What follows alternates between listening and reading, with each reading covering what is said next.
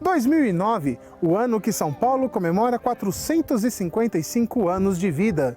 São 455 anos de muita história para contar. E para que nós possamos contar um pouquinho desta história, vamos voltar no tempo e registrar os principais momentos que fizeram de São Paulo esta grande cidade que ela é hoje.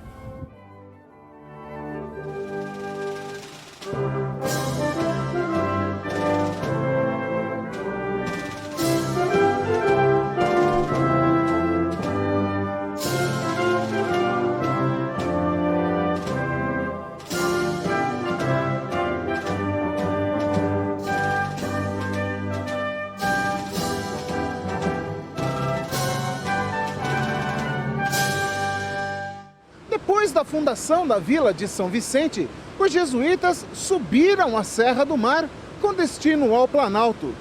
Os desafios naquela época eram grandes e transpor cachoeiras como essa nem sempre era uma tarefa fácil. A viagem do litoral até o Planalto durou vários meses. O então chamado Planalto de Piratininga foi objeto da acolhida dos jesuítas que estavam, em princípio, em São Vicente. Não é? E vieram aqui, em primeiro lugar, por duas razões, me parecem fundamentais. Primeira razão, segundo o relato do próprio Manuel da Nóbrega, ao escrever, seja para o rei de Portugal, seja para o geral dos jesuítas, de que, de fato, os colonos que se encontravam lá embaixo, em São Vicente, eram incorrigíveis. E que, portanto, ele dizia seria bom, não só incorrigíveis, mas eles também prejudicavam, não é, pelo mau exemplo, a formação, seja dos indígenas, sejam dos filhos mesmos dos colonos, sejam daqueles também que queriam aceder ao sacerdócio. Decidiram, então, subir aqui para o Planalto de Piratininga, porque havia alguns alunos provenientes do Planalto, cuja família morava aqui. E o clima do Planalto de Piratininga, que é onde nós estamos, era propício, muito adequado, seja para o cultivo e tal, não é? Sobretudo do trigo e de outros gêneros necessários, não é? Para a vida das pessoas então da época. E assim começa a se desenhar a história daquela que se transformaria mais tarde na principal cidade do Brasil e uma das mais importantes do mundo. Mas antes que a Companhia de Jesus se instalasse em definitivo no Planalto, o padre Manuel da Nóbrega teve uma ideia para garantir a segurança dos missionários e das próprias pessoas que aqui viviam. O padre que tenha vindo por primeiro aqui era o padre Leonardo Nunes, conhecido como padre voador, porque certamente voador porque ele se deslocava com extrema facilidade por todos os lugares.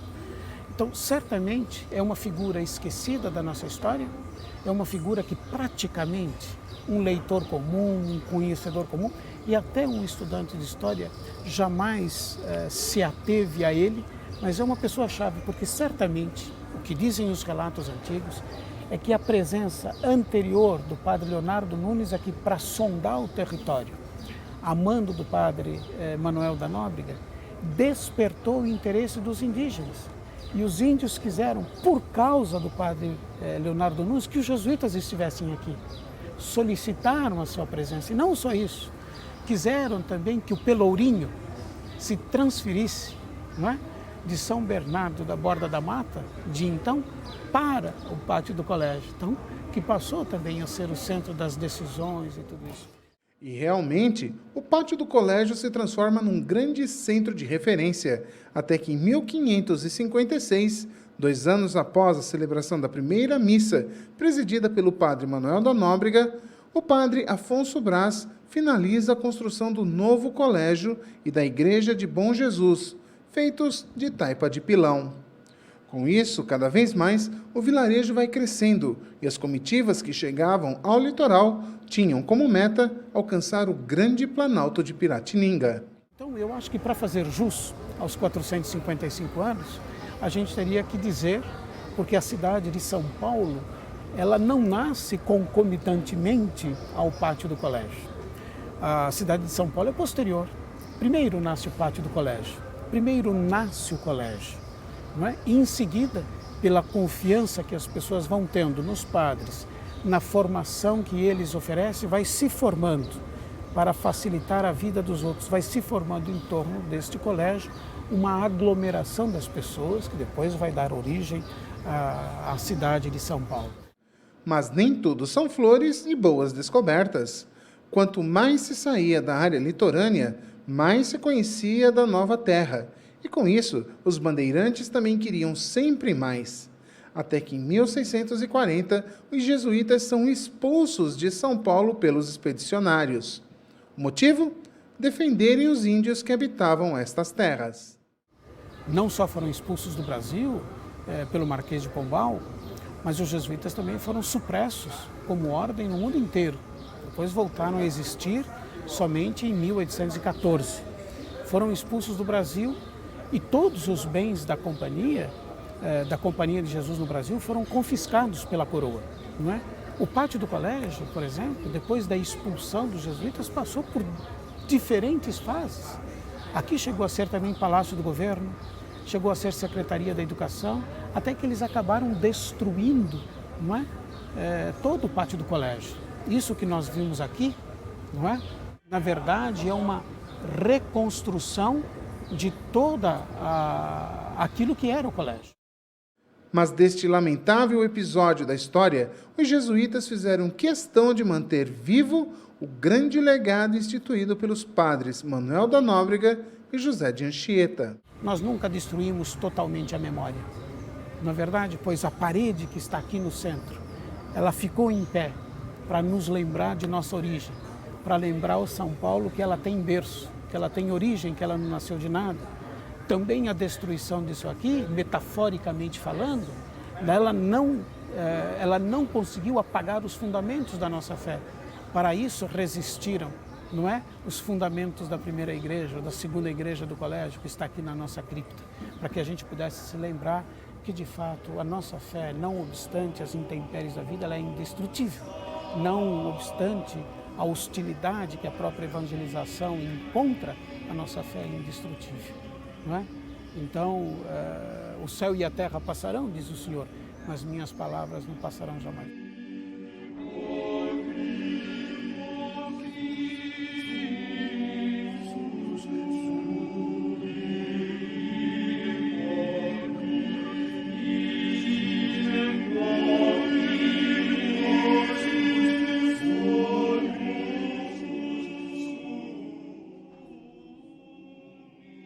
Por volta do ano de 1500, as coisas não eram nada fáceis.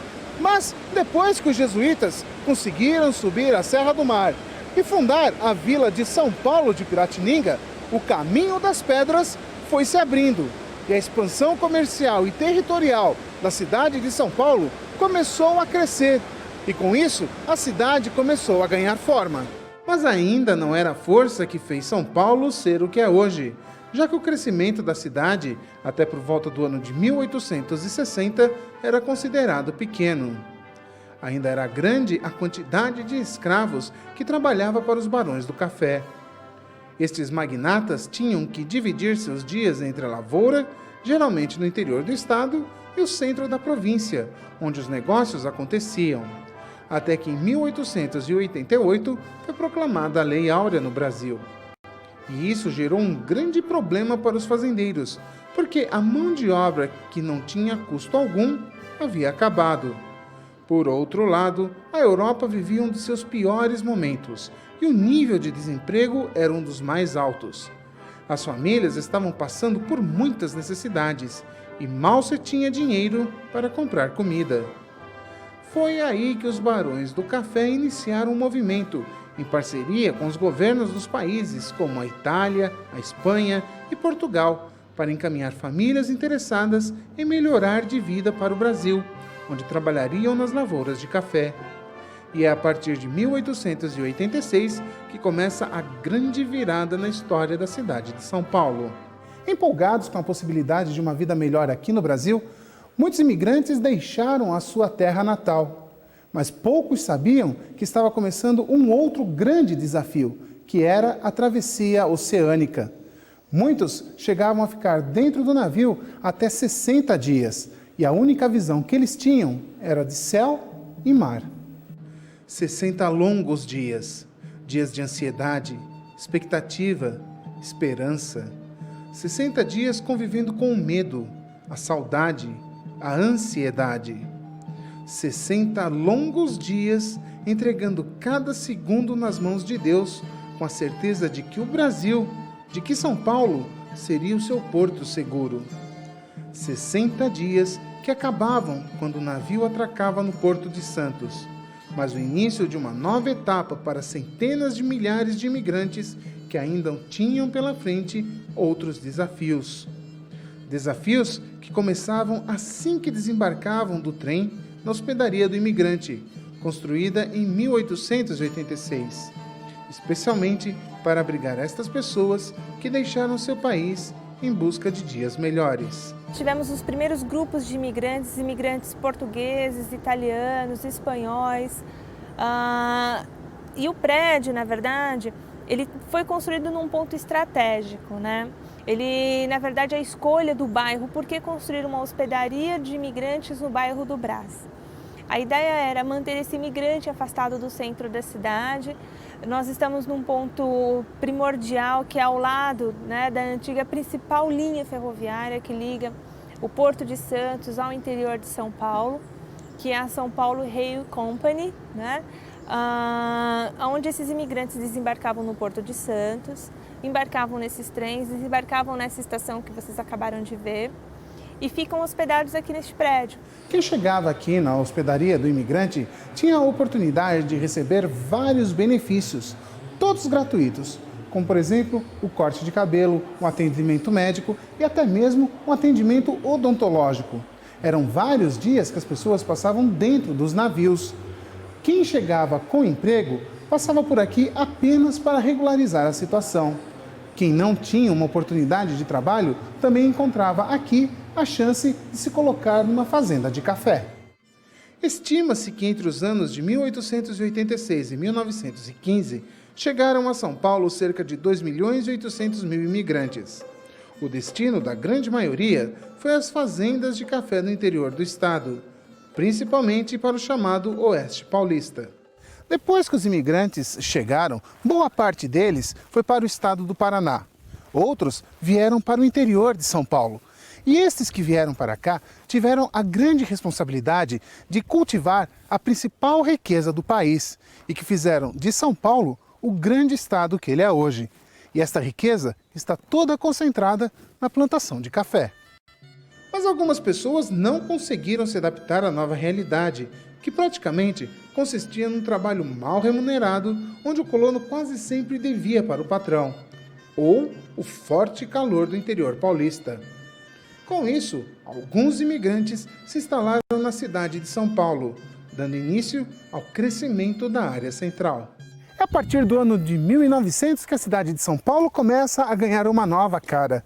A rede de energia elétrica vai se espalhando pela cidade, mas um fator determinante fez com que São Paulo se tornasse a grande cidade que ela é hoje, a chegada da estrada de ferro Santos-Jundiaí. Você começa a ter uma transformação na cidade de São Paulo, porque alguns imigrantes acabam não se adaptando com o trabalho no campo.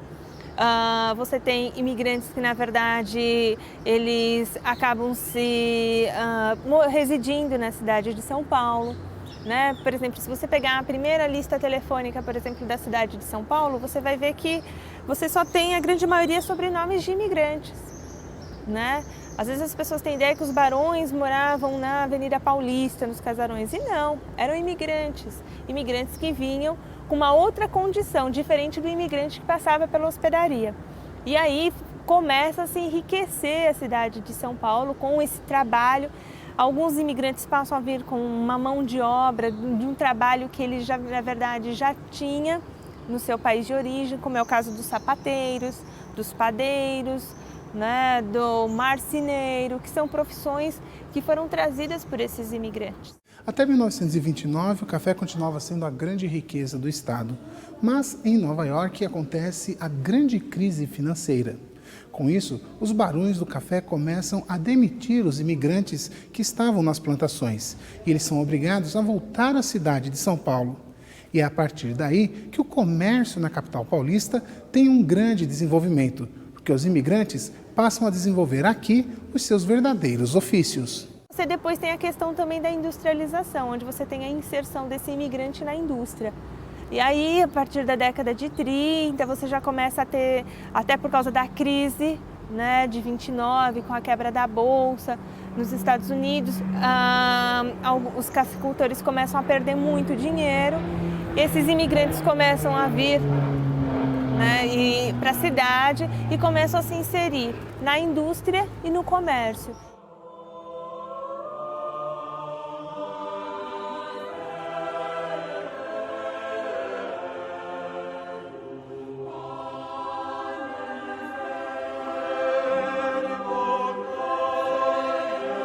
São Paulo começa a ganhar uma nova cara. O centro da cidade vai crescendo e muitos iniciam seu deslocamento para os bairros, um pouco mais afastados. Ao sul, o bairro de Santo Amaro. Ao leste, o bairro da Penha. Ao norte, a cidade terminava no rio Tietê. No oeste, o bairro da Lapa era o ponto final da cidade. Mas alguma coisa ainda estava faltando. Em 1872, a cidade de São Paulo já contava com uma população estimada em 130 mil pessoas. Por isso, foi necessária a criação de um sistema de transporte que atendesse à necessidade destes moradores. Foi então que a companhia Carris de Ferro inaugurou a primeira linha de bonde puxada a tração animal. Com este novo modelo de transporte, ficava mais fácil chegar até o centro da cidade, que também estava cada vez maior. Mas em pouco tempo se deu conta de que a tração animal não era tão eficaz assim, tanto pelo tempo gasto nas viagens, como no sacrifício dos animais. Até que em 1900, junto com a Estação da Luz, entra em operação o primeiro bonde movido a energia elétrica. Quem viveu entre as décadas de 20 e de 60 vai se lembrar de um bonde que fez muito sucesso pelas ruas de São Paulo, o bonde Camarão. Ele foi o primeiro veículo fechado a transportar milhares de passageiros por mais de 40 anos. A sua cor avermelhada foi a grande responsável pelo apelido que recebeu.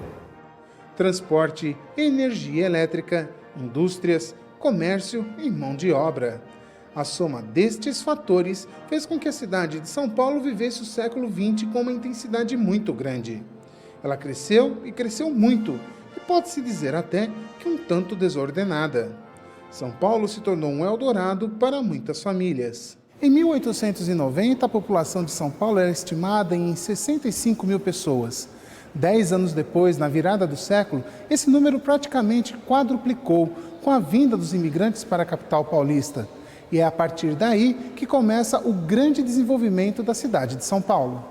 Tanto que a partir de 1970 tem início um novo ciclo migratório para a capital paulista. A partir da década de 30, você tem aí o governo de Getúlio Vargas que passa a incentivar a mão de obra interna. E aí é quando nós começamos também, a hospedaria, inclusive, ela passa por uma reforma, né, e passa a receber os migrantes, na grande maioria nordestinos e mineiros. Talvez eles não tivessem a ideia que a cidade fosse se transformar nisso. Era tanta gente que chegava em São Paulo, provenientes de outros estados, que foi necessária a construção de um grande terminal de ônibus. Em 1982, é inaugurada a rodoviária do Tietê, o maior terminal de ônibus da América Latina e o segundo do mundo, perdendo apenas para a rodoviária de Nova York. Anualmente passam por aqui cerca de 25 milhões de pessoas. Na época áurea da migração, a grande maioria buscava em São Paulo a chance de melhorar de vida e ter mais condições de sustentar a família que ficava na terra natal. Em boa parte dos casos, a mão de obra que desembarcava no Tietê não era especializada, mas a vontade de vencer era tão grande que foi fácil formar pedreiros, carpinteiros, eletricistas, encanadores, todos aproveitados nos canteiros de obras espalhados pela cidade. Canteiros que, num caso específico, cruzou São Paulo de norte a sul, de leste a oeste.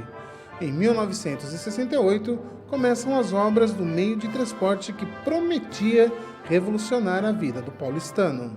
O metrô começou a sua operação no dia 14 de setembro de 1974, iniciando a operação aqui pela nossa linha 1 azul, né? O primeiro trecho em operação foi de Jabaquara até Vila Mariana. Naquele momento, o metrô de São Paulo representava uma grande novidade do ponto de vista de inovação tecnológica e de um novo meio de transporte para a cidade de São Paulo. Quando o metrô foi inaugurado em 1974, ele chegou a transportar 2.000 pessoas. Hoje, esta quantidade de passageiros pode usar um trem numa única viagem. Só no ano passado, o metrô de São Paulo chegou a registrar um movimento recorde num único dia, onde transportou 3,5 milhões de usuários. Um público que faz jus ao tamanho da cidade de São Paulo, que de tanto crescer para cima, agora só encontra espaço para expandir por baixo da terra. E como presente para a cidade, neste ano em que comemora seus 455 anos, o metrô lançou um plano de expansão que vai atender muito mais usuários. A rede do metrô vai passar de 61,3 km para um pouco mais de 80 km, né, de extensão, e na CPTM nós vamos ter aí a conversão de cerca de 160 km das linhas em operação com o padrão do metrô, ou seja, com intervalos bem menores, né, com posições modernas e os trens que circulam hoje, né, na CPTM reformados, com esse padrão de metrô de superfície. Para garantir que todo o sistema opere de uma maneira correta, um batalhão de homens e mulheres é especialmente treinado para operarem estes computadores de última geração. Desta sala, é possível gerenciar todo o movimento dos trens do sistema, controlar a abertura e fechamento das portas e verificar o movimento dos passageiros nas estações. Trabalho que a Rose vem acompanhando de perto nos últimos 10 anos. Ela começou na empresa como bilheteira e há 2 anos prestou concurso interno e passou a operar os trens. Mais do que a responsabilidade que tem nas mãos, ela se sente orgulhosa por desenvolver este tipo de trabalho.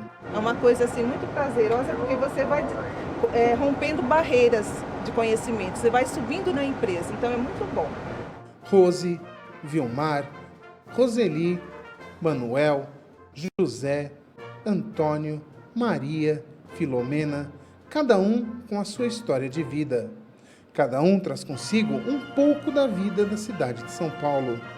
Cada um dos mais de 11 milhões de habitantes que vive aqui tem no sangue um traço da construção desta imensa megalópole, seja através de seus pais, avós, bisavós ou por si mesmos. São Paulo, que às vezes se mostra indiferente aos problemas enfrentados pelos seus habitantes e que oferece apenas uma triste despedida da janela do ônibus que os leva de volta à cidade de origem. São Paulo que se mostra determinada em suas convicções, como na Revolução de 1932, quando o Estado se impôs para derrubar o governo de Getúlio Vargas e retomar a Constituição de 1891.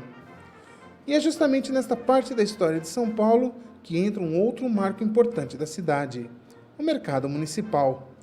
Assim como tantas outras obras espalhadas pela cidade, como por exemplo o Teatro Municipal, o Mercadão também foi projetado por Ramos de Azevedo. Antes de ser concluído e entregue à população, o prédio é destinado a outra missão. Quando ele fica praticamente terminado, vem o período da Revolução, e aí o Mercadão se torna um ponto de encontro e treinamento das tropas paulistas que iam para o fronte mineiro. Né? Então ficou um centro de atenções de toda a sociedade, né? Como esse ponto que treinava nossos jovens que iam defender nossas bandeiras. E, terminado o período da Revolução, em 25 de janeiro, ele é oferecido como um presente à cidade de São Paulo. Hoje o Mercado Municipal da Cantareira é referência mundial em gastronomia. Frutas das mais variadas espécies, verduras, legumes, temperos, especiarias. Tudo que o turista, o consumidor e chefes de cozinha podem imaginar deve ser encontrado neste senhor que completa seus 76 anos. Mas ele acabou, desde o seu início e até hoje, né, o que é uma marca, eu diria, uma marca fantástica que o Mercadão tem. E isso se transformou até numa grife. Hoje, quando você fala Mercadão, você dá um sinônimo de grife, porque é a qualidade e a diversidade dos nossos produtos. A gente costuma dizer o seguinte: se é de comer, aqui tem. né? Então, aqui tem uma riqueza de diversidade, uma riqueza na qualidade desses produtos, que isso é incomparável.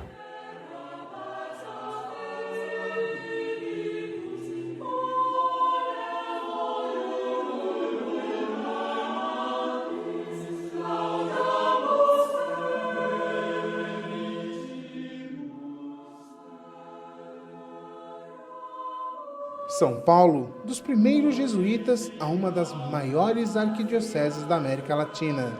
São Paulo, uma cidade que desde o seu começo teve sua pedra estrutural fundamentada na fé de homens e mulheres que ao longo destes anos evangelizaram, levaram a palavra de Deus aos locais mais distantes. Tão distantes que em 1989 o Vaticano decide desmembrá-la e cria 3 novas dioceses: Campo Limpo, Santo Amaro e São Miguel Paulista. Da pequena capela do pátio do colégio ao incrível número de 284 paróquias, 700 comunidades e mais de 800 padres entre religiosos e diocesanos. A cidade é muito grande e então, além das 6 regiões episcopais, por exemplo, a Santana, só a região Santana, onde nós estamos agora, tem 1.700.000 pessoas, 61 paróquias, 94 comunidades, só uma região que é um pedaço da arquidiocese. E temos 5 outras, né, com igual ou quase igual número de habitantes.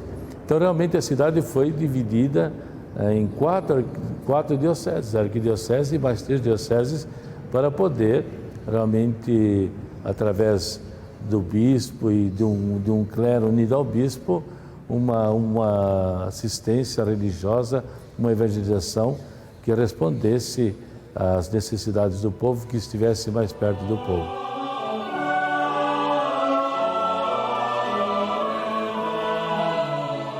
São Paulo, sinônimo de trabalho. São Paulo, sinônimo de progresso. São Paulo, sinônimo de força. São Paulo, que em seu brasão está um escudo com um braço empunhando a bandeira da cruz de Cristo, usada pelos navegantes portugueses, simbolizando a fé cristã. Suas laterais são adornadas por ramos de café e a frase em latim, non ducor, duco, que quer dizer, não sou conduzido, conduzo, valoriza a independência das ações desenvolvidas pela cidade e seu papel de liderança no Estado e no país. São Paulo, 455 anos de história bem vividos. Depois que a cidade de São Paulo se estruturou e o Estado começou a ganhar força, os bandeirantes partiram para novas descobertas, entre elas os estados de Minas Gerais e do Rio de Janeiro. Mas esta é uma outra história.